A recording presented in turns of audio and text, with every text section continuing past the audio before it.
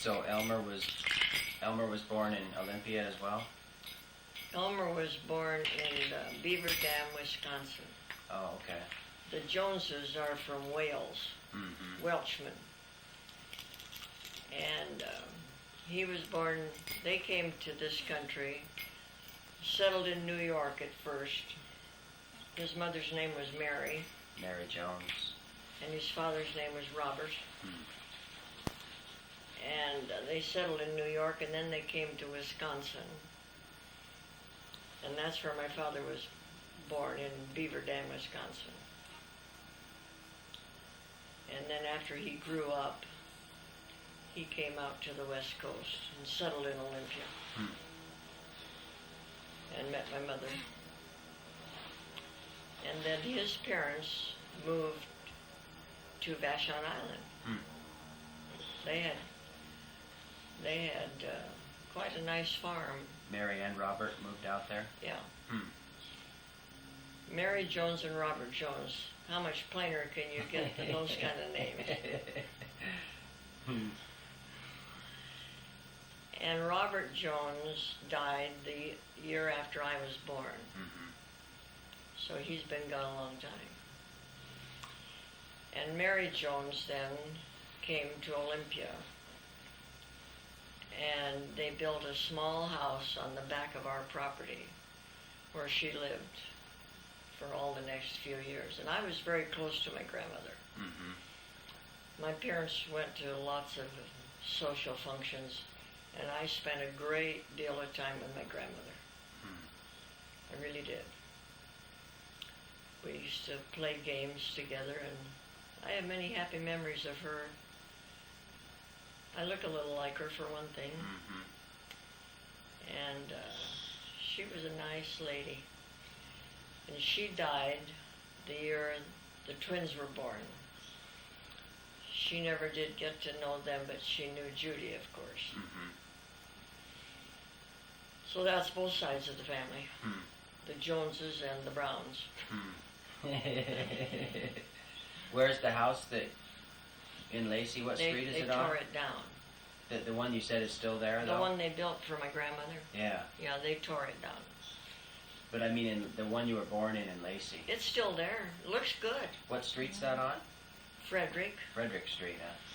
You should drive by there someday. I would like to. Of course, you miss it when you go by the way of the bridge. I drive by it once in a while just to see how it's doing, and it really looks good. It's been well preserved.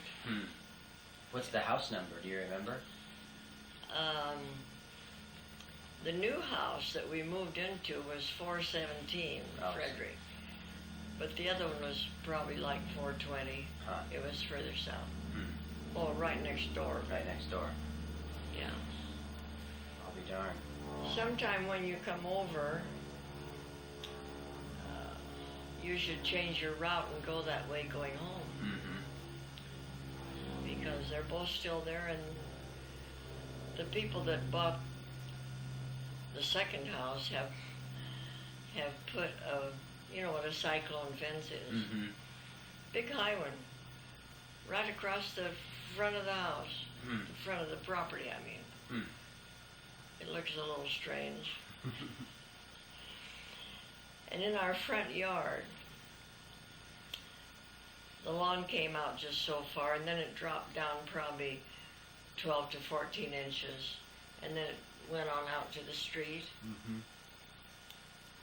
Well, see, I used to go up and visit my parents a lot, taking the two boys with me, and Judy. And the boys would go out in the front lawn, and they'd roll in the grass till they got to the little drop-off, then they'd roll down that.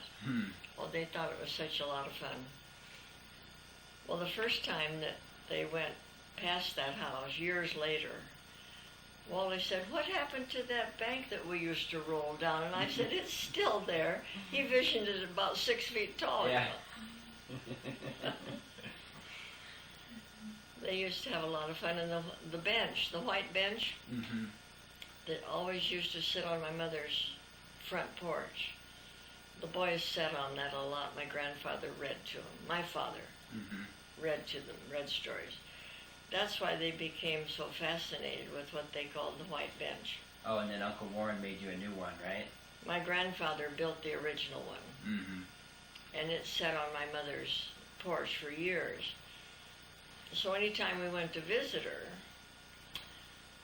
the boys would sit on what they called the white bench because it was white. Hmm.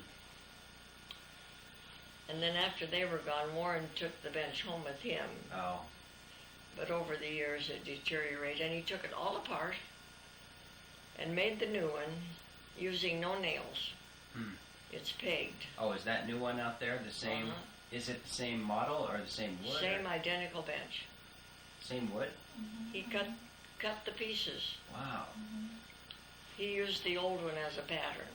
Oh, the pattern. Right. And the reason he called this one the white bench was because they grew up with the other one, and that was the name of it. So he named this one the white bench, even though it isn't white. Mm-hmm. But he built this one by using the pattern of the old one. Hmm. I thought he did a good job. Yes, nice. And he gave that to us on our 60th wedding anniversary. So that's on his list of something to take with him when he comes after. So, Grandpa once told me too that his parents were born in or they came out here from Pennsylvania. His father was born in Pennsylvania. His mother was born in South Dakota, I think.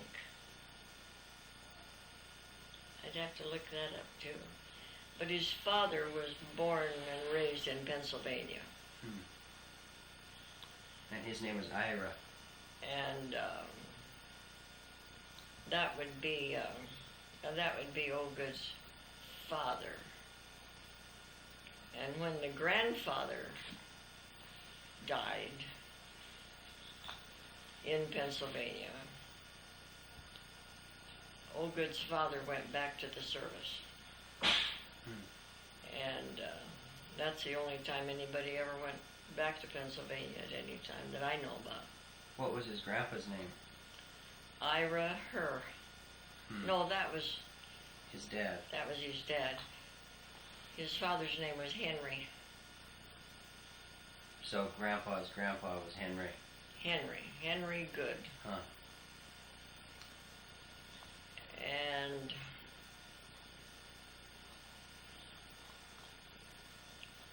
I don't remember when it was that he died. His name was Henry B. Good, and I don't know what the B was for. Yeah, Ira. From as far as I know, Ira is like a name that's exclusively used for Jewish people. Oh well, he was German. But I asked Grandpa about that once, and he said no, I wouldn't have been a Jewish person. He definitely was German. And Pennsylvania Dutch, that's what they called him.